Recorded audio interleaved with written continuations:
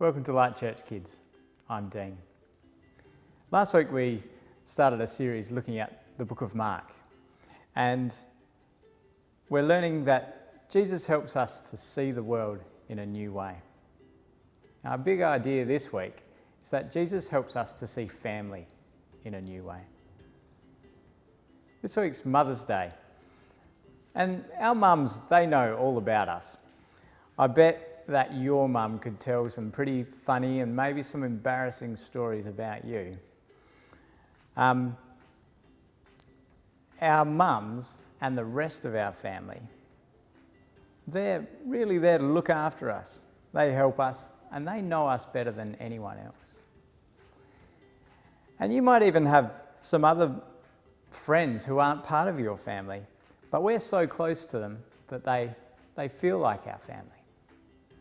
So today, we're going to learn about a time when Jesus helped us to see family in a new way. This story is from Mark chapter 3, verses 31 to 35. Jesus was in a house with his disciples, and a huge crowd came to him. They came because Jesus had been healing and caring for people, and everyone wanted to be near him.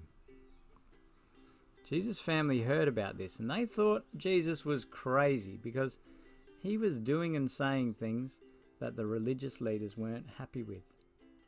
Then, beginning at verse 31, it says, Jesus' mother and brothers came and stood outside. They sent someone in to get him because the house was so full. A crowd was sitting around Jesus. They told him, "Your mother and your brothers are outside. They're looking for you." Then Jesus says something very strange. He said, "Who is my mother? Who are my brothers?" Do you think Jesus had forgotten who they were? Yep. No, I don't think so. Now, he was trying to surprise everyone so that they would listen carefully. He looked at the people sitting around him and he said, "Here is my mother, and here are my brothers. Anyone who does what God wants is my brother or my sister or my mother." This is surprising, amazing news. Jesus helps us to see family in a totally new way.